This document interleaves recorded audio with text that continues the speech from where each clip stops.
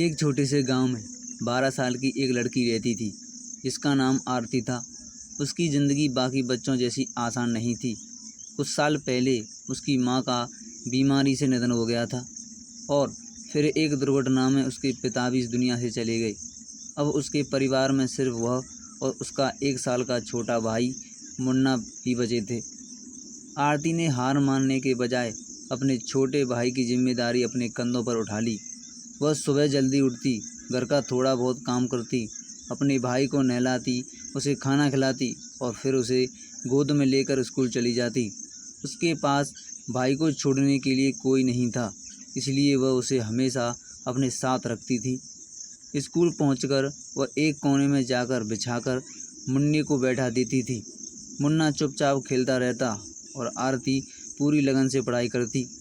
कई बच्चे उसका मजाक उड़ाते, लेकिन उसने कभी किसी की बात का जवाब नहीं दिया। उसका सपना था कि एक दिन वो पढ़ लिख कर अपने भाई की ज़िंदगी बदल दे। कुछ दिनों बाद वार्षिक परीक्षा हुई। परीक्षा वाले दिन भी वह अपने भाई को गोद में लेकर स्कूल पहुंची। उसने मुन्ना को अपनी कुर्सी के पास बैठाया और पूरे मन से प्रश्न पत्र हल करने लगी। तभी कक्षा अध्यापक की नज़र उस पर पड़ी। उन्होंने देखा कि छोटी सी बच्ची एक हाथ से लिख रही है और दूसरे हाथ से अपने छोटे भाई को संभाल रही है।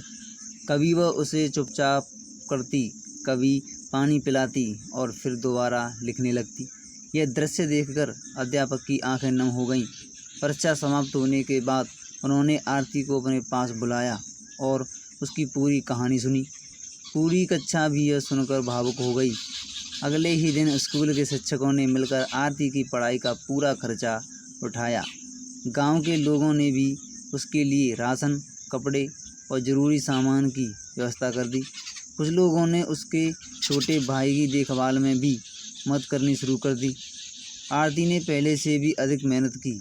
उसने पढ़ाई में शानदार सफलता हासिल की और वर्षों बाद एक अधिकारी बन गई।